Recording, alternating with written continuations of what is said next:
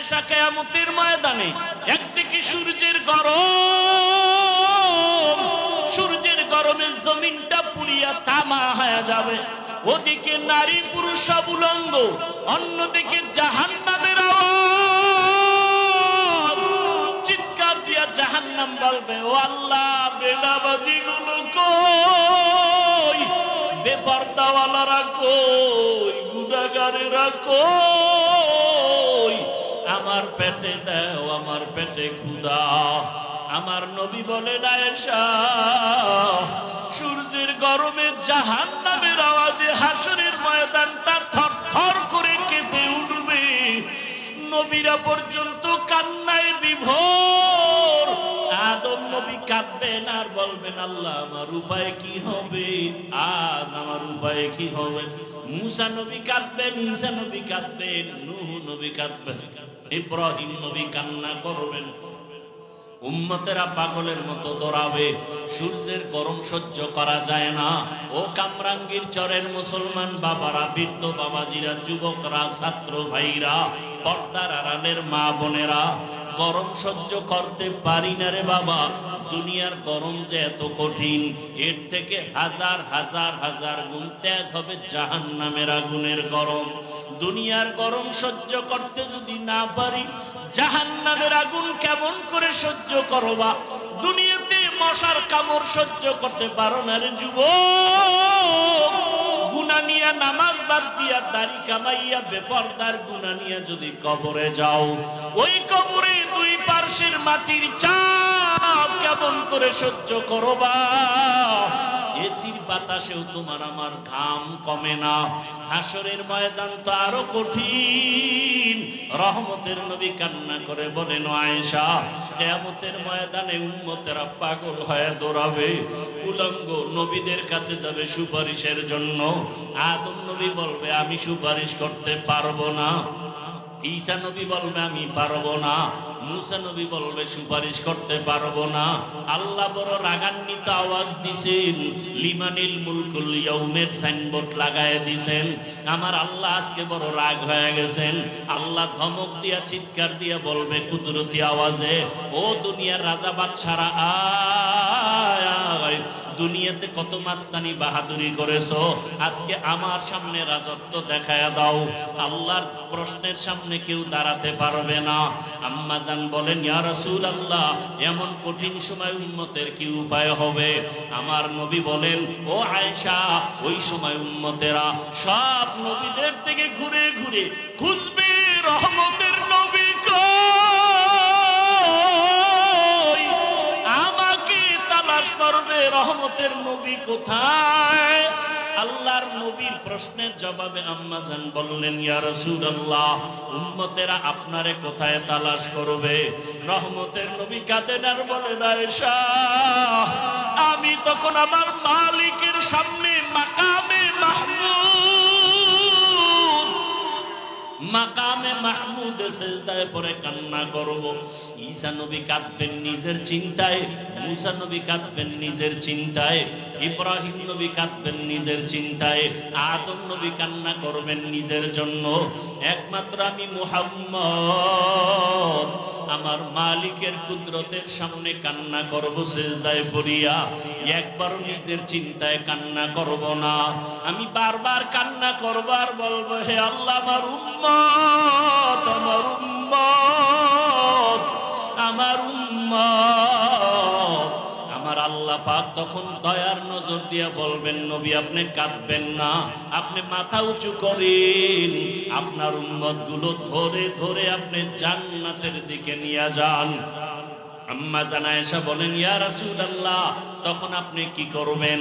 রহমতের নবী বলেন, আমি তখন উম্মত গুলো ধরে ধরে আমি জান্নাতের রাস্তায় নিয়ে যাব। আম্মা জান প্রশ্ন করলেন, ইয়া রাসূলুল্লাহ, কোটি কোটি কোটি মানুষের ভেতরে উম্মতের চিনবেন কি করে? মুসা নবীর উম্মত, ঈসা নবীর উম্মত, ইব্রাহিম নবীর উম্মত, আপনার উম্মত চিনবেন কিভাবে? রহমতের নবী বলেন, আয়েশা, দুনিয়াতে আমার যেই উম্মতেরা 5 বেলার ওযু বানায়া 5 ওয়াক্ত নামাজ আদায় করবে। হাসরের ময়দানে ওযুর জায়গাগুলো নূরের আলোতে ঝলমল করতে থাকবে। আমি নবী দেখে দেখে তৈরা জান্নাতের পথে নিয়ে যাব। নিয়া সব উম্মতগুলো হাউজে কাউসারের সামনে লাইনে দাঁড় করাইয়া দিয়া আমি নবী নিজের হাতে কাউসারের শরবত পান করাবো। আয় আমার উম্মতেরা,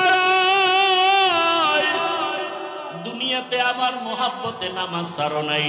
দুনিয়াতে কত মানুষ গালি দিছে দাড়ি কাটো নাই, কত মানুষ টুপিওয়ালা বলে গালি দিছে টুপি ছাড়ো নাই, কোরআনের বিরোধিতা করছে কোরআন ছাড়ো নাই, উলামায়ে কেরামের বিরোধিতা করছে মোহাব্বত কমাও নাই। আয় আজকে আমি মুহাম্মদ তোদেরকে কাউসারের পানি পান করাবো। আম্মা জানকে নবী বলেন এক একটা পেয়ালা ভরিয়া ভরিয়া আমি কাউসারের শরবত দিব। আমার উম্মত এক একজনে পান করবে আর পিপাসা থাকবে না। দিতে দিতে এক পর্যায়ে হঠাৎ করে দেখবো পর্দা পড়ে যাবে, পর্দার উপরে আর উম্মত আছে। আমি বলবো ফেরেশতারা হাউজে কাউসারের পানি পান করানোর লাইনের উম্মত কি আর নাই বলে আছে, কেন পর্দা ফালাইলা?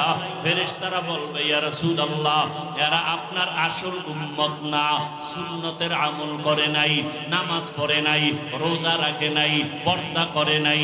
এরা এমন উম্মত, এরা কপাল পরা উম্মত, নিজেও নামাজ পড়ে নাই, অন্যে নামাজ পড়ে পছন্দ করে নাই, নিজেও দাড়ি রাখে না, অন্যে দাড়ি রাখে তাও পছন্দ করে না, নিজে হালাল ভাবে চলে না, অন্যে হালাল খায় তাও পছন্দ করে না, নিজে পর্দা করে না, অন্যেরা পর্দা করে তাও পছন্দ করে না। রহমতের নবী বলেন আয়েশা, তখন আমি রাগান্বিত হয়ে বলবো সোহকান সোহকা লিমান গাইয়ারা মিন বাদি, দূর হইয়া যারে উম্মত, আমি তোদেরকে উম্মত বলে স্বীকার করতে চাই না। গাইবি আওয়াজ তখন শুরু হয়ে যাবে, আওয়াজ আসবে জাহান্নামের ফেরেশতারা ওটারে ধর, জাহান্নামের শিকল লাগাইয়া জাহান্নামের রাস্তায় নিতে থাকো। জাহান্নামের আগুনের গরমে চামড়াগুলো খসে খসে পড়ে যাবে। যুবকদেরকে বলছি, টাকা থাকলে 200-300 টাকা ব্যয় করে ব্যানার বানাও, ফেস্টুন বানায় বানায় বাজারের মোড়ে মোড়ে লাগাও। এই জাতির জন্য কিয়ামত পর্যন্ত নিঃস্বার্থ বন্ধু উলামায়ে কেরাম ছাড়া কেউ না, সব ধান্দাবাজ চান্দাবাজ। স্লোগান কম, কথা শুনেন। উলামায়ে কেরাম ছাড়া এই জাতির নিঃস্বার্থ বন্ধু নাই, সব বন্ধু স্বার্থপর, চান্দাবাজ আর ধান্দাবাজ। 1 মিনিটে একটা উদাহরণ দিচ্ছি। মহামারী করোনার কথা ভুলে গেছেন? সেই সময় বাবারে ধরছে করোনায়, ওই বাবার 2 কুলাঙ্গার শিক্ষিত সন্তান ট্রিপল মাস্ক লাগায়া দরওয়াজা জানালা বন্ধ করে রাখছে, বাবার লাশের কাছে যায় না, মরার ভয়। এলাকার গরিবদেরকে বলল টাকা দিব, লাশটা টেনে রাস্তায় ফেলে দিল। বাবার লাশ রাস্তায় ফেলে দিল। সন্তান কুলাঙ্গার শিক্ষিতরা দরজা খুলে জানালা খুলে দেখলো না বাবার লাশ কুকুরে খেলো না জানাজা হলো। ইতিহাস মানুষকে আসমান পর্যন্ত উঠায় নাই, ভুলে যায় না। সেই সময়ে এই জমিনের শত শত করোনার লাশ আমার দেশের টুপিওয়ালা আলেমরা কাঁধে নিলেন, গোসল করালেন, কাফন পরালেন, জানাজা কমপ্লিট করে কবরে রাখলেন। আশ্চর্যের খবর, একজন হুজুরেও করোনায় মরে নাই। আধা মিনিটে আরেকটা উদাহরণ। সরকারি চাকরি করে, বেসরকারি চাকরি যারা করে, সংক্ষেপে জবাব দিবেন, তাদের ডিউটি কত ঘন্টা বলেন? নিম্নে বেতন কত? নিম্নে 20,000। টেবিলের নিচে মুক্তার দানা তো আছেই বাম হাতে, তাহলে ডিউটি 8 ঘন্টা, নিম্নে বেতন। মসজিদের ইমাম সাহেবদের ডিউটি কত ঘন্টা? বেতন কত? কোনদিন ইমাম আন্দোলন করেছে? নামাজের সূরা উল্টা পড়েছে? এজন্য ব্যানারে লেখো, এ জাতির নিঃস্বার্থ বন্ধু উলামায়ে কেরাম, বাকি সব চান্দাবাজ আর ধান্দাবাজ। আর কত? আর কত জুলুম দেখবা চোখে তাকায়। কুকুর জবাই করে কষ্ট লাগে, মানুষ মারলে কষ্ট লাগে না। আল্লাহ হেদায়াত দান করুন। আরবে গেলাম, মানুষ কাঁদতেছে, সমস্যা ঘটায় কারা? কয় বাঙালি। আরবের কোন মানুষ বেশি সমস্যা করে না। কি করে তারা? রাস্তার থেকে এক যুবকরে ধরে নিয়ে অপহরণ করে টাকা দাবি করে। আর এক বাংলাদেশি। আল্লাহ আমার দেশের সমস্ত প্রবাসে যারা আছেন সবাইকে হেফাজত করেন। রাগ করতেছেন? আমরা এমন একটা ইসলাম মানি, এমন একটা কোরআন মানি যেটা আনকমপ্লিট কোরআন শরীফ। বুঝে শুনে জবাব দিয়েন। আমরা যে কোরআনটা মানি, আমরা যে ইসলামটা মানি, শিক্ষিত সমাজ বলবেন আমরা হুজুরেরা তো মানবই, আমগো জবাব দিয়েন না। যারা হুজুর না তারা বলেন আমাদের কোরআন কি আনকমপ্লিট, অসম্পূর্ণ? মানুষের জীবনের সব সমাধান আছে না নাই? শুধু একটা সমস্যা আছে কোরআনে। রাষ্ট্রের কোন সমাধান ইসলাম আর কোরআনে নাই। কি? আচ্ছা বলেন তো, সুলাইমান নবী পুরা দুনিয়াটা পরিচালনা করেছেন? ঘটনা কোরআনে আছে। ইউসুফ নবী মিশরের অর্থমন্ত্রী ছিলেন, জানেন? ঘটনা কোরআনে আছে। রহমতের নবী রাষ্ট্র পরিচালনা করেছিলেন, ঘটনা ইসলামে আছে। আবু বকর, ওমর, ওসমান, আলী দেশ পরিচালনা করেছিলেন, ঘটনা কোরআনে আছে। কেন বলেন ইসলামে রাজনীতি নাই? যারা বলেন তারা বুঝাতে চান ইসলাম সব দিক থেকে পূর্ণ, একদিক থেকে অপূর্ণ। ইসলাম কি অপূর্ণ? তাহলে কেন বলেন ইসলামে রাজনীতি নাই? রাজনীতি করেন না মুমিন। ইসলামে রাজনীতি নাই বললে বেঈমান। একজনে নামাজ পড়ে না মুমিন, পড়ার আগ্রহ আছে। আর একজন নামাজ পছন্দ করে না, বেঈমান। একজনে দাড়ি রাখে না মুমিন, আর একজন দাড়ি রাখা পছন্দ করে না, বেঈমান। একজনে পর্দা করে না মুমিন, আর একজন পর্দা বিধান পছন্দ করে না, বেঈমান। ব্যবধান আছে না নাই? দোনোজনারই দাড়ি নেই, একজন মুমিন আর একজন। কেন? যে মুমিন সে না রাখলেও রাখার কি আছে? আগ্রহ আছে। আল্লাহ বুঝার তৌফিক দান করেন। তো হাসরের ময়দানে রাসূল বললেন, হাদিস, আল্লাহ সম্মান বাড়াবেন যারা গুনাহ থেকে, হারাম থেকে নিজেকে বাঁচাবেন। তো পৃথিবীতে সমস্ত মাখলুকতের ভেতরে একমাত্র শ্রেষ্ঠ মানুষ, একমাত্র, খুব খেয়াল করেন, মানুষের থেকে শ্রেষ্ঠ জিন। এই জবাব দেন সবাই। জিনেরা মানুষের থেকে দামি। ফেরেশতা নূরের সৃষ্টি তো জানেন। ফেরেশতা কিসের সৃষ্টি? মানুষ কিসের সৃষ্টি? জিন আগুনের সৃষ্টি।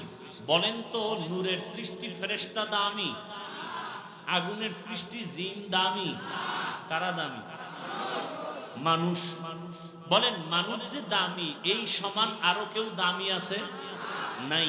আর সেই মানুষের মধ্যে শ্রেষ্ঠ যারা ঈমানওয়ালা। কারা? ঈমানওয়ালা। তো ঈমানওয়ালা আমরা।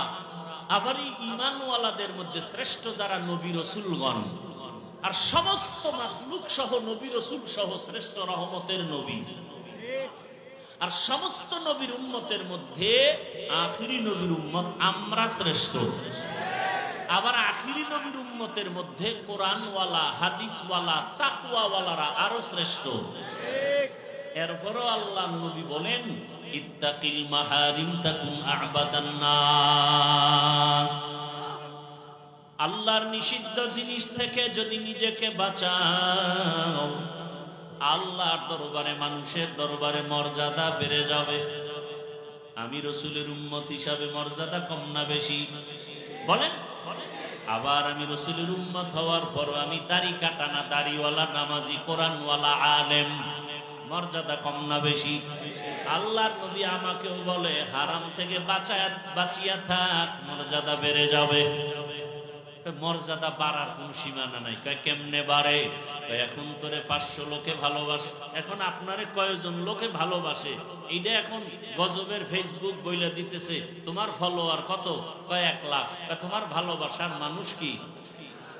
তবে এখানে মনে রাখিও, তুমি যাকে ভালোবাসো সে তোমার আসল বন্ধু না। তোমাকে যিনি ভালোবাসে সে তোমার আসল বন্ধু। তুমি যাকে ভালোবাসে সে তোমার আসল, তোমাকে যিনি ভালোবাসেন তিনি তোমার আসল বন্ধু। আল্লাহ বুঝার তৌফিক দান করেন। তাহলে 500 লোক ভালোবাসে, কয় হারাম থেকে দূরে থাক, তাকওয়ার উপরে চল, দেখবি সংখ্যা বাড়বে। কয় কত? কয় পুরা বাংলাদেশের মুমিনেরা আমাকে ভালোবাসে। আরো যদি তাকওয়ার উপরে চলো আরো ভালোবাসা বাড়বে। কেমন? কয় বেঈমানেরাও ভালোবাসবে, হিন্দুরাও ভালোবাসবে, ইহুদিরাও ভালোবাসবে, খ্রিস্টানেরাও ভালোবাসবে। আরো বাড়বে? কাহা আরো বাড়বে। যদি তাকওয়ার উপরে চলো, বিনয়ী হইয়া চলো, আল্লাহর ভালোবাসা আরো বাড়ায় দিবে সম্মান। এখন শুধু মানুষ তোরে ভালোবাসে, কিছুদিন পরে জঙ্গলের হিংস্র প্রাণীরাও ভালোবাসবে, গরু ভালোবাসবে, বাঘ তোমাকে ভালোবাসবে। ভালোবাসার প্রমাণ কি? তুমি যদি বাঘেরে বলো দাঁড়া, বাঘ দাঁড়ায় যাবে। যদি উড়ন্ত পাখিরে বলো দাঁড়াও, উড়ন্ত পাখি দাঁড়ায় যাবে। নদীর মাছকে যদি বলো দাঁড়াও, নদীর মাছ জায়গায় দাঁড়ায় যাবে। এমন ভালোবাসার ব্যক্তি জমিনে ছিল কি ছিল না? উজানির জমিনে ঘুমন্ত ওলিয়ে কামেল কারি ইব্রাহিম রাহমাতুল্লাহ আলাইহি, এত বড় তাকওয়াওয়ালা ওলিয়ে কামেল, জঙ্গলের ভেতরে গেলেন পরিষ্কার পরিচ্ছন্ন করার জন্য। গিয়ে দেখে একটা বাঘ গম্বুজের নিচে বসে বাচ্চাকে দুধ পান করায়। কারি ইব্রাহিম কয় বাঘ, বাচ্চাটা নিয়ে অন্যদিকে যা। বনি আদম এখানে আসছে, কারণ সবার থেকে দামি বনি আদম। ওয়ালাকাদ কাররামনা বানি আদম ওয়া হামালনাহুম ফিল বাররি ওয়াল বাহরি ওয়া রাযাকনাহুম মিনাত তাইয়্যিবাত ওয়া ফাদ্দালনাহুম আলা কাসীরিন মিম্মান খালাকনা তাফদীলা। যখন কইছে বাপ, বাচ্চা নিয়ে দৌড় দে। চাঁদপুর জেলা, এর পাশে কুমিল্লা জেলা। জানেননি কুমিল্লা জেলার পাশে একটা থানা আছে লালমাই? জানেন না? লালমাই থানার মধ্যে একটা পাহাড় আছে যে লালমাই পাহাড় বলে। কারি ইব্রাহিম যখন কথা বলছেন, বাঘ তার বাচ্চা নিয়ে লালমাই পাহাড়ের দিকে রওনা হয়ে গেছে। প্রশ্নকারীরা বলবে এটা কেমনে সম্ভব? আমি তোমাকে প্রথম জবাব দিব, এটা এমনি সম্ভব। আমি দি পারি না। না, তুমি বেশি গাঞ্জা খাও তো পারবা, আলেমেরে গালি দাও পারবা। খোদার কসম, এখনো যদি জিহ্বাটারে পবিত্র রাখতে পারো, জিহ্বা দ্বারা গালি দিবা না, মিথ্যা কথা বলবা না, গীবত করবা না। যদি এখন এই জবান দিয়ে আল্লাহর কাছে তুমি যা চাইবা, সাথে সাথে আল্লাহ দিয়ে দিবি। আতিনা ফি দারে দুনিয়া না হাসান, আতিনা ফি দারে উকবা না হাসান, ইয়া গিয়াসাল মুস্তাগীসি নাহদিনা লফতিখারা বিল উলুমে ওয়াল গিনা। হর গড়ি দে নেকো তু তৈয়ার হে, জু না মাঙ্গে উসসে তু বেজার হে। কারি ইব্রাহিমের কথা বাক শুনেনি? কথা বলেন না কেন? শুনে। এই কুদরতি ক্ষমতা কার? আচ্ছা, এখন যারা এত বুঝতেছে না তাদের কাছে একটা বাংলা দলিল দেই। কি দলিল? গ্রাম অঞ্চলে গরু দিয়া হাল চাষ করেনি, আপনারা জানেন? আচ্ছা, যারা চাষ করে গরু দিয়া, লাঙ্গল জোয়াল চালায়, এরা কি মেট্রিক পাস, বিএ পাস? না লাঙ্গল ফাঁস? মোটামুটি সাধারণ মানুষ, তাই তো। নামাজ নাই, তেমন আমল আখলাক ভালো নাই। সত্য কথাটা স্বীকার করেন। যারা চাষাবাদ করে তারা অনেক শিক্ষিত না, সাধারণ মানুষ। বলেন তো তাদের কথা গরু শুনেনি? সত্য কথা স্বীকার করেন। গরুডারে যখন বলে দাঁড়া, দাঁড়ায়নি। ডানে যা যায়নি, বামে যাইতে বললে যায়নি। একটা মূর্খ চাষি বেনামাজির কথা যদি গরু শুনতে পারে, একজন জিকির করনেওয়ালা আল্লাহওয়ালার কথা কেন বাঘ শুনবে না? থাকো বাদ আবু আতিশ বান্দান মামানো তু মুর্দাবাহাত জিন্দা। এ যারা বুঝে না রাখা উলিয়া উলিয়া, এই জন্যই তো মানি না। গাঞ্জাখুরি কথা বলে না, বলে না। সন্ধ্যাবেলা 500 হাঁস আছে, হাঁস হাঁস হাঁস আছে না গ্রাম অঞ্চল, এডি পানির মধ্যে ডুবায়।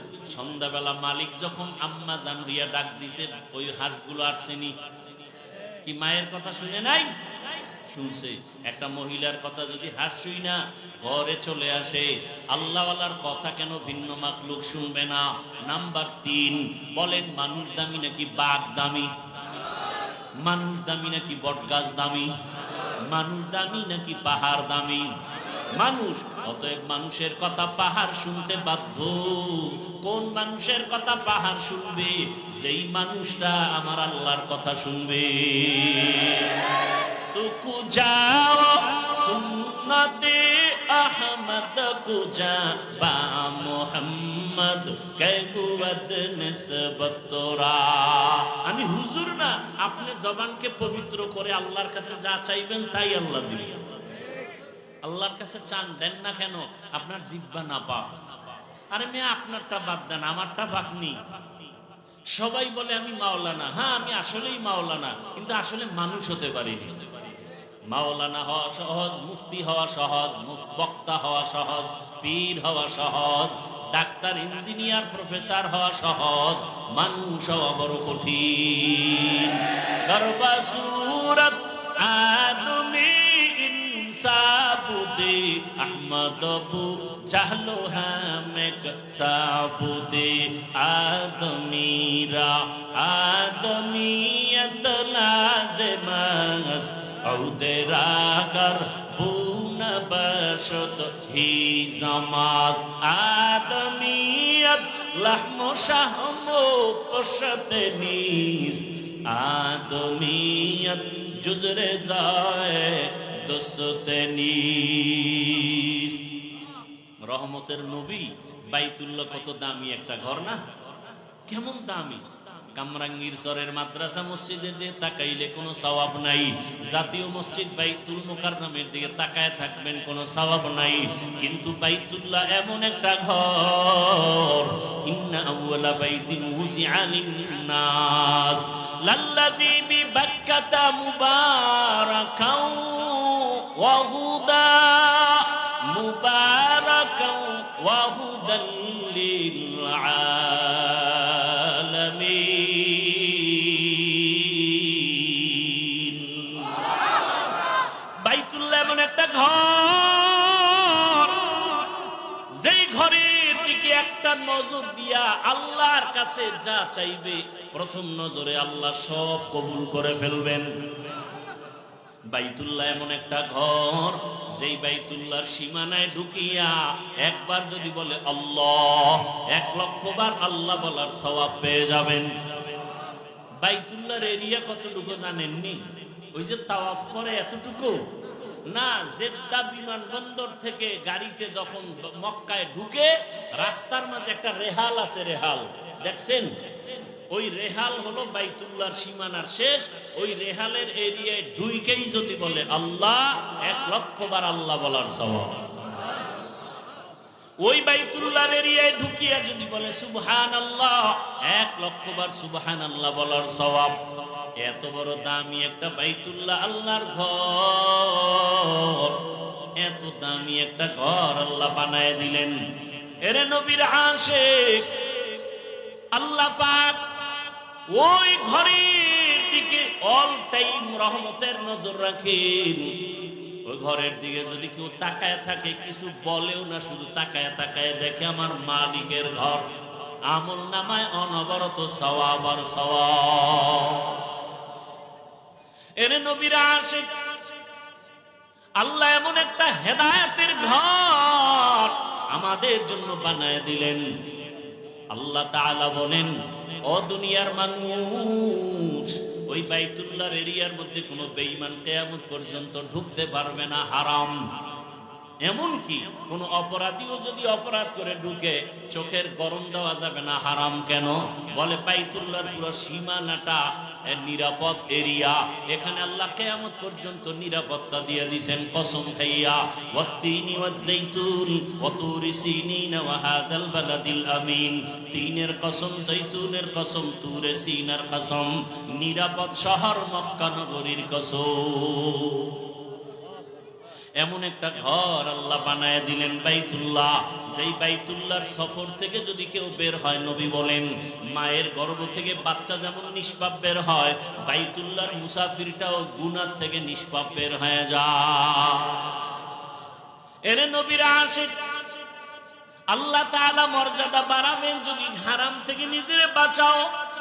আল্লাহ তাআলা ওয়াদা করে বলেন কোরআনের ভেতরে, ওয়া আম্মা মান খাফা মাকামা রাব্বিহি ওয়া নাহান নাফসা আনিল হাওয়া ফাইন্নাল জান্নাতা হিয়াল মাওয়া।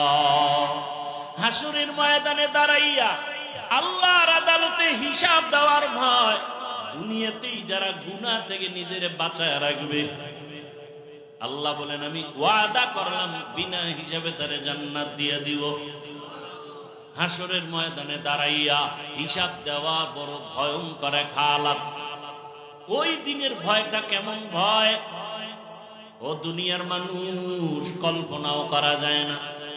এর নবীর আশিক ওই হাসরের ময়দানের চিন্তা করে করে করে নবী বলেন, আমার অল্প বয়সে আমার চুল দাড়ি সাদা হওয়ার উপক্রম হয়ে গেল।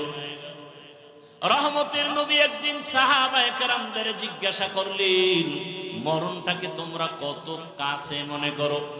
একজন সাহাবী দাঁড়ায় বললেন, ইয়া রাসূলুল্লাহ, ফজরের নামাজের পরে আমি অপেক্ষায় থাকি জোহরের নামাজ পর্যন্ত, এর আগেও মরণ হতে পারে, ভয় লাগে। আর একজন সাহাবী বললেন, রহমতের নবী, আমার মরণটা আমি মনে করি জোহরের নামাজ পড়ার পরে, আমার ভয় আসরের নামাজ পর্যন্ত থাকে, না জানি আসর পড়তে না পারি। আর একজন সাহাবী বলেন, আমি মরণটারে আরো কাছে মনে করি, বলে আসরের নামাজ আদায়ের পরে অপেক্ষায় থাকি, মাগরিব না জানি পড়তে না পারি, আজরাইল এসে হাজির হয়। রহমতের নবী বলেন, মরণ এত দূরে না, মরণ আরো কাছে, অনেক কাছে। বলে কত কাছে? রহমতের নবী বলেন, ডান দিকে যখন সালামটা ফিরাই, বাম দিকে সালাম ফিরাইতে ভয় পাই, মাঝখানে আজরাইল আসতে পারে।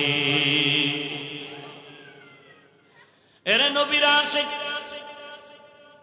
আল্লাহর আদালত বড় ভয়ঙ্কর। আল্লাহ এজন্য বারবার বলেন, আমাকে ভয় করো, আমাকে ভয় করো।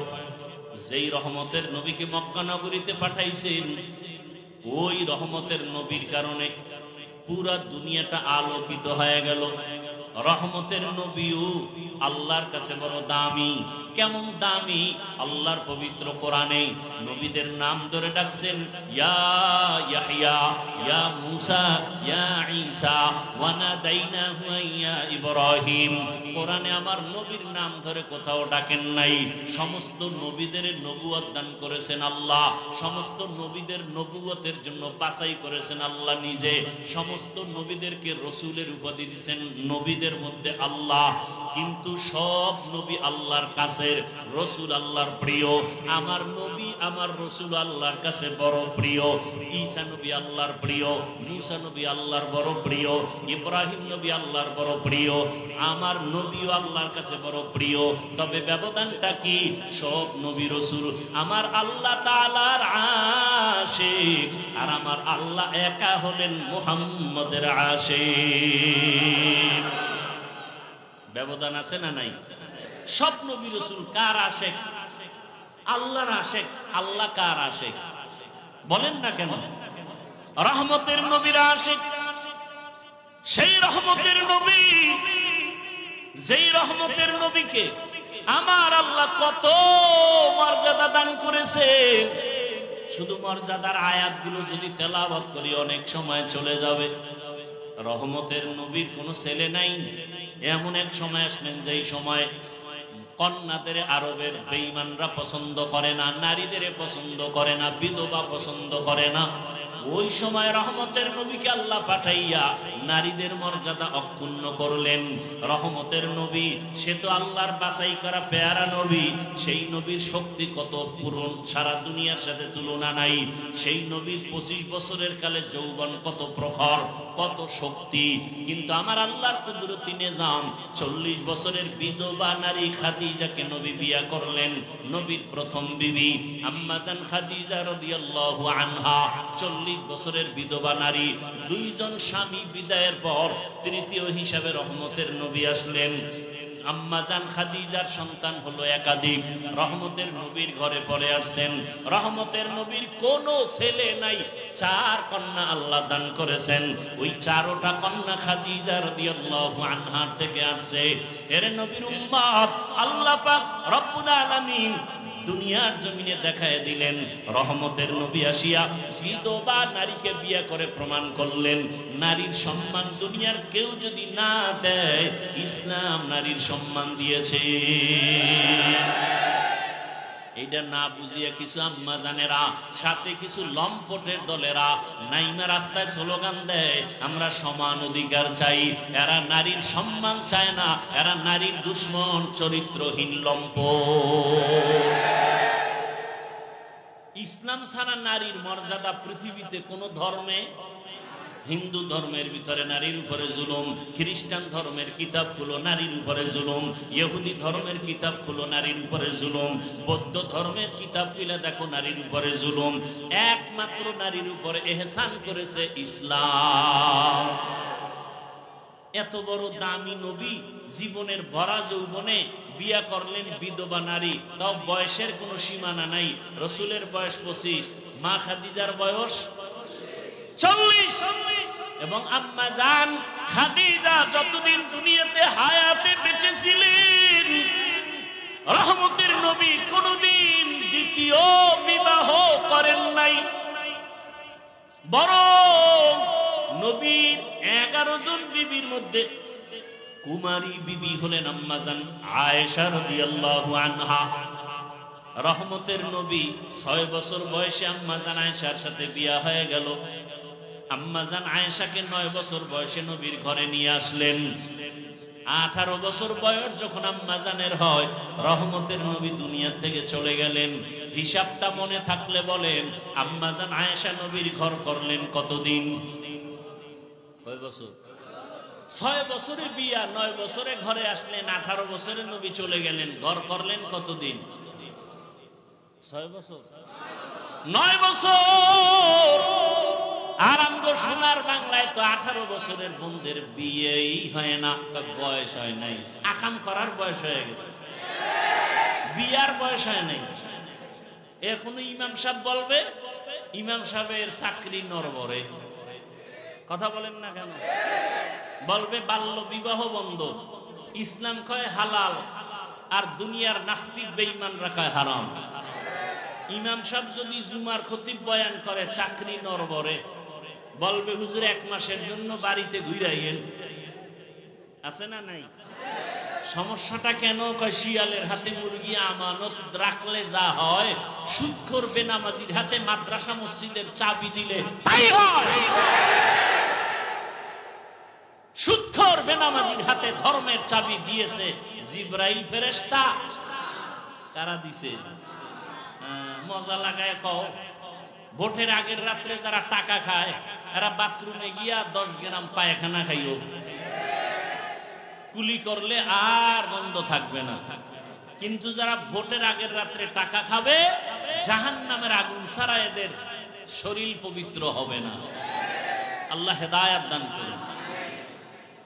তবে আমাদের হুজুরেরা নতুন করে বলতেছে না খাও, যেহেতু খাবাই, আর কম খাইয়া লাভ কি?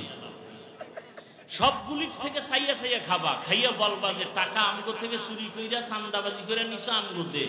খাইয়া লইয়া ভোটটা দিবা ইসলামের পক্ষে। টাকা খাইতে কম খাইও না, যেহেতু খাবাই, আর কম খাইয়া লাভ কি? খাইয়া এরপরে ওরে সালাম দিয়া ভোটটা দিবা ইসলামের পক্ষে। কি আল্লাহ বুঝার তৌফিক দান করে, আল্লাহ হেদায়াত দান করে। জিন্দেগি মে বন্দেগি তু কর নাহি, जिंदगी में बंदगी तू कर नहीं, जिंदगी में बंदगी शर्मिंदा है, जिंदगी में बंदगी शर्मिंदा है। दुनिया में हो दुनिया का तलबगार न हो,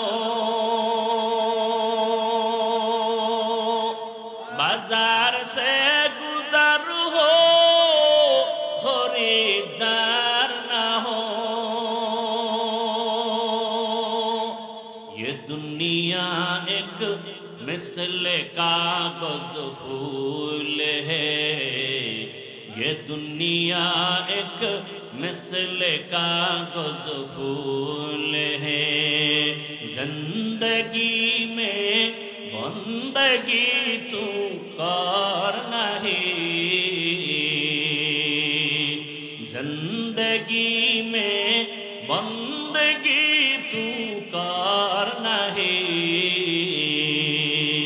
जिंदगी में बंदगी शर्मिंदा है, जिंदगी में बंदगी शर्मिंदा है, जिंदगी में बंदगी कुन बंदगी, बंदगी में जिंदगी शर्मिंदगी। আল্লাহর আদালত কেমন ভয়, রহমতের নবী বলেন হাসরের ময়দানের ভয় বড় কঠিন।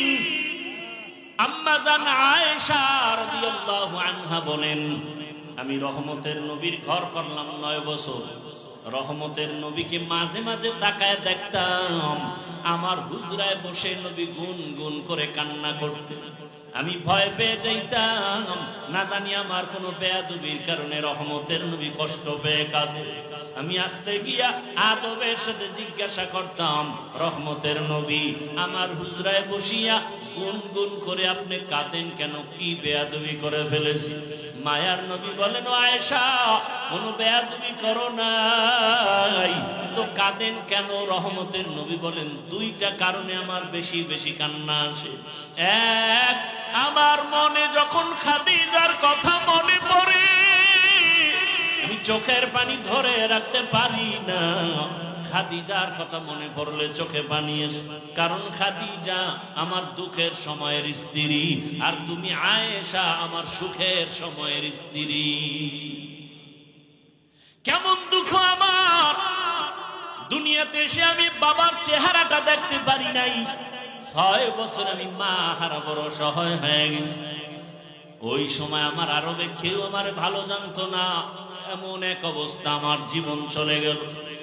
আমার আরবের বন্ধু বান্ধব আপনজনেরা কালেমার দাওয়াতের কারণে আমাকে বিভিন্ন ভাবে টর্চার করতো মানসিকভাবে।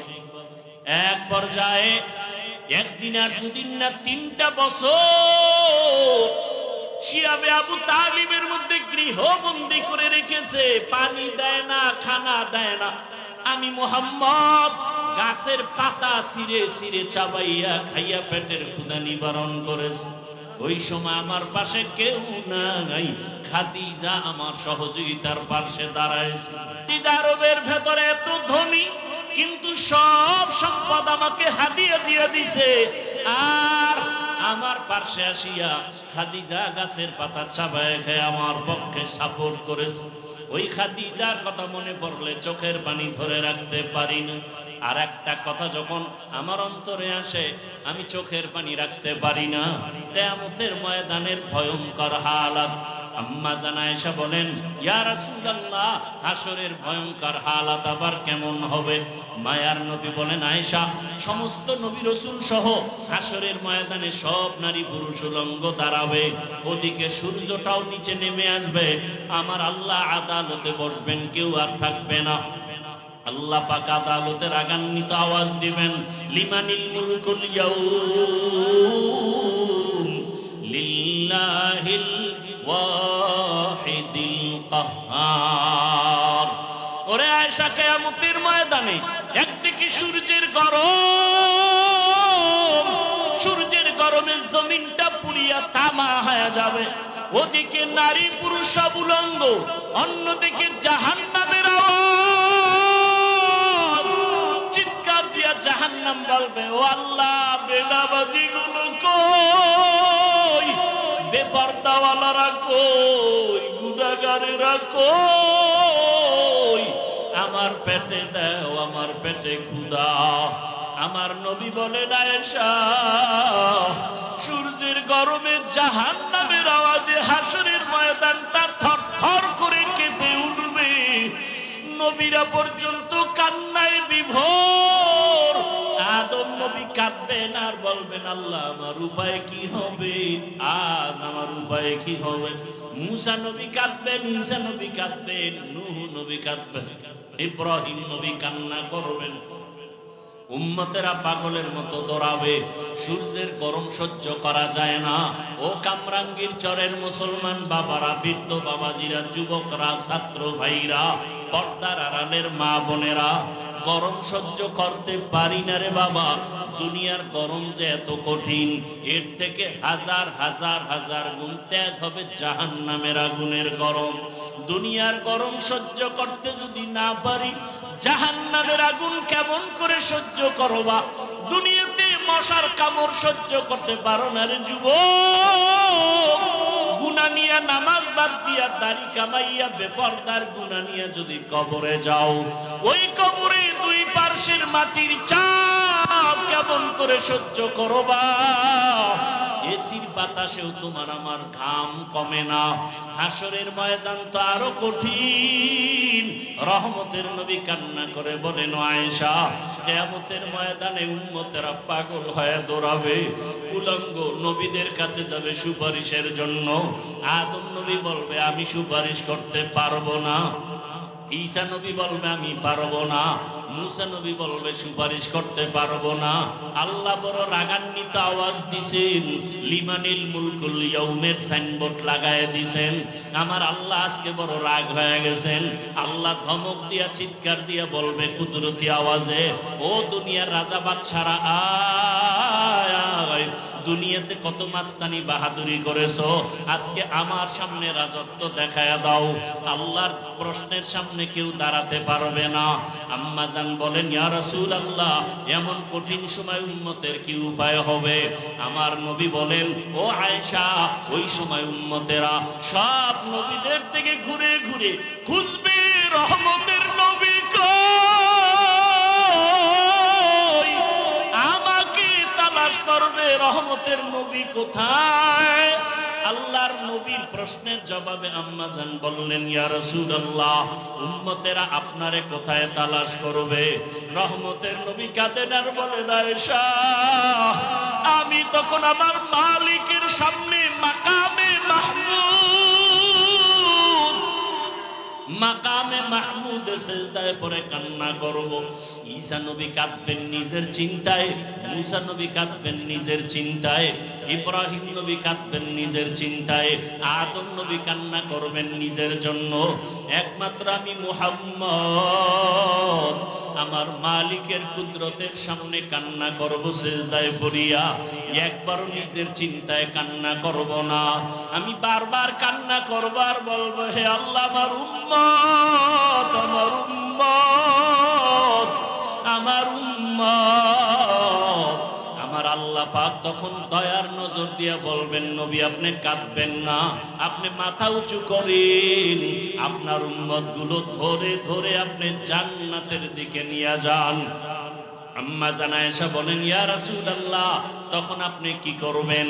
রহমতের নবী বলেন, আমি তখন উম্মতগুলো ধরে ধরে আমি জান্নাতের রাস্তায় নিয়ে যাব। আম্মা জান প্রশ্ন করলেন, ইয়া রাসূলুল্লাহ, কোটি কোটি কোটি মানুষের ভেতরে উম্মতের চিনবেন কি করে? মুসা নবীর উম্মত, ঈসা নবীর উম্মত, ইব্রাহিম নবীর উম্মত, আপনার উম্মত চিনবেন কিভাবে? রহমতের নবী বলেন, ও আয়েশা, দুনিয়াতে আমার যেই উম্মতেরা 5 বেলার ওযু বানায়া 5 ওয়াক্ত নামাজ আদায় করবে, হাসরের ময়দানে ওযুর জায়গাগুলো নূরের আলোতে ঝলমল করতে থাকবে। আমি নবী দেখে দেখে তৈরা জান্নাতের পথে নিয়ে যাব।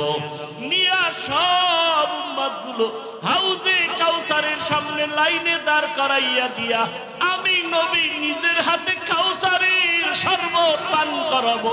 আয় আমার উম্মতেরা, দুনিয়াতে আমার মোহাব্বতে নামাজ ছাড়ো নাই। দুনিয়াতে কত মানুষ গালি দিছে দাড়ি কাটো নাই, কত মানুষ টুপিওয়ালা বলে গালি দিছে টুপি ছাড়ো নাই, কোরআনের বিরোধিতা করছে কোরআন ছাড়ো নাই, উলামায়ে কেরামের বিরোধিতা করছে মোহাব্বত কমাও নাই। আয় আজকে আমি মুহাম্মদ তোদেরকে কাউসারের পানি পান করাবো। আম্মা জানকে নবী বলেন, এক একটা পেয়ালা ভরিয়া ভরিয়া আমি কাউসারের শরবত দিব। আমার উম্মত এক একজনে পান করবে আর পিপাসা থাকবে না।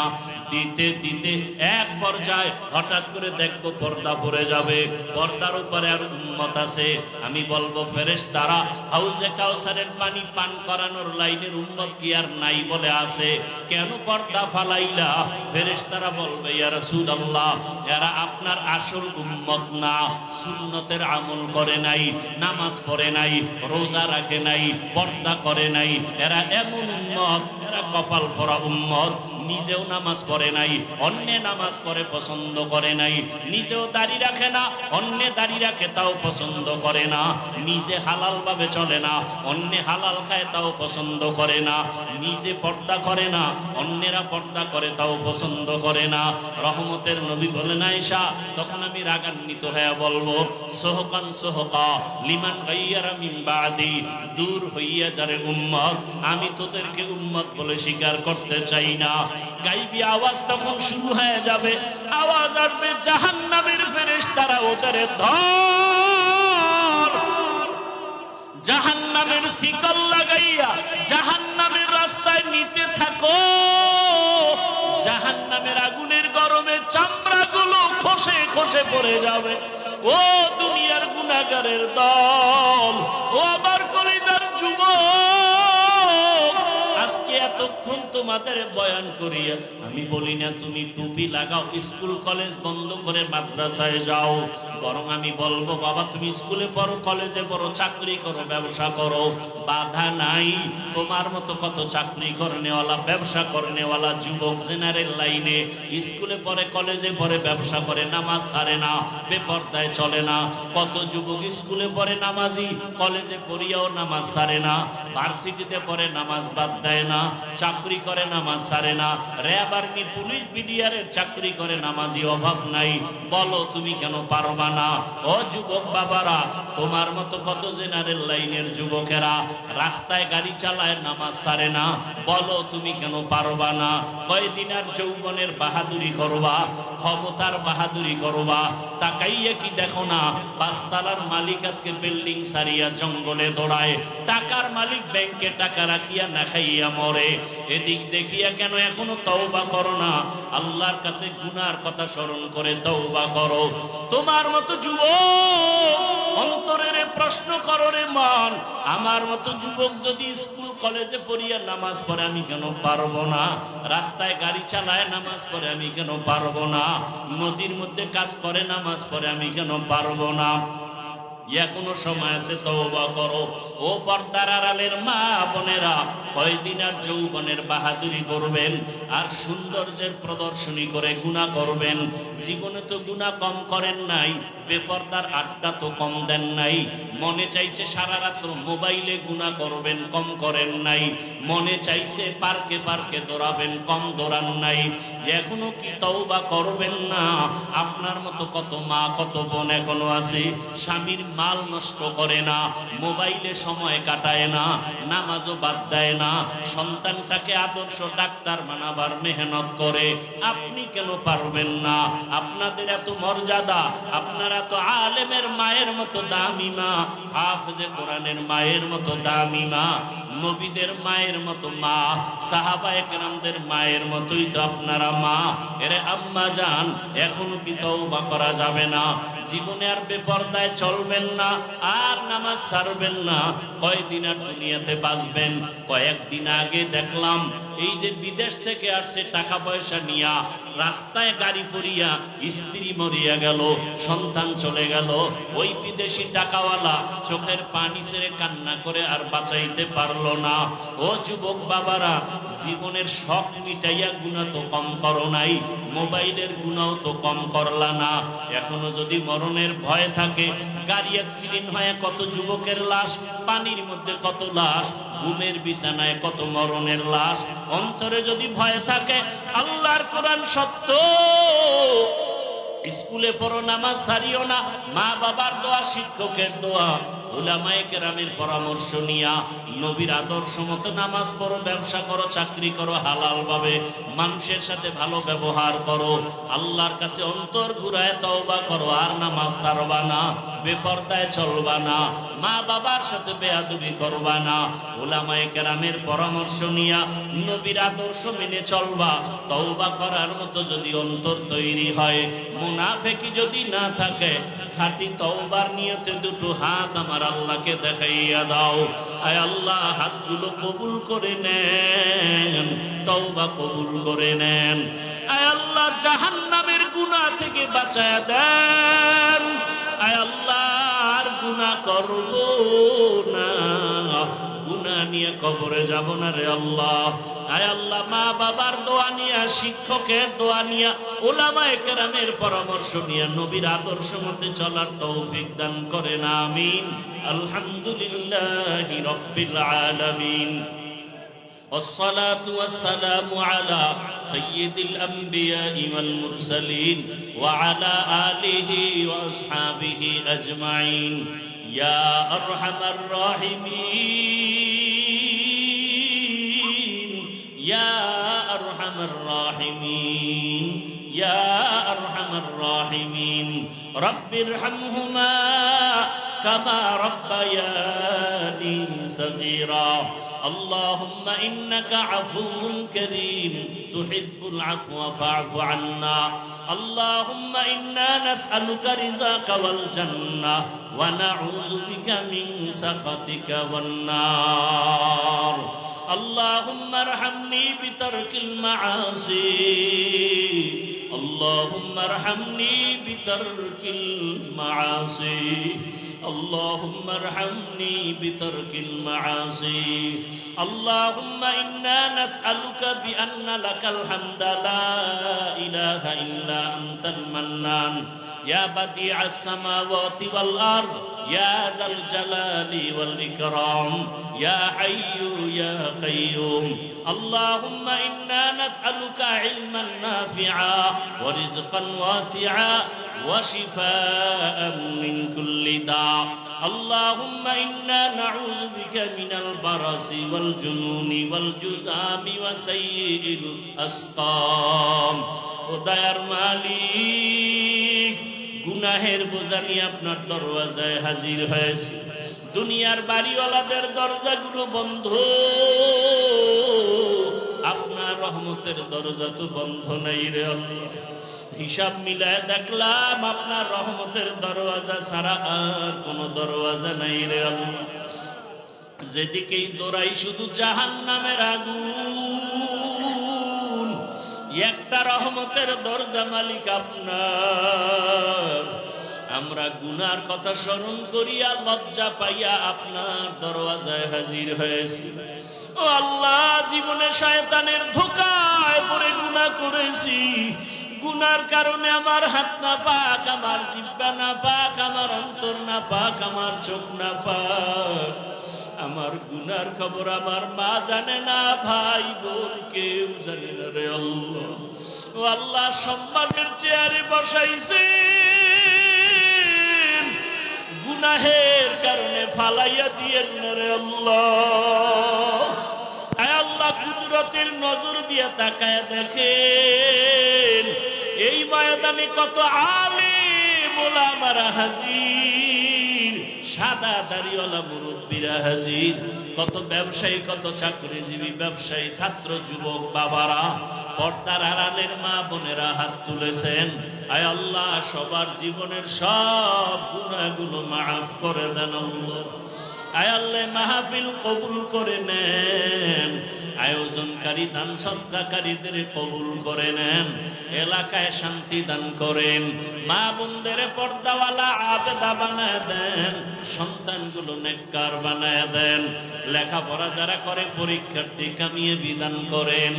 আয় আল্লাহ, প্রত্যেকের সন্তান নেককার বানায় দেন, সন্তানের কারণে মা বাবার সম্মান বাড়ায় দেন। আয় আল্লাহ, আদর্শ সন্তানের মা বাবা বানায় দেন।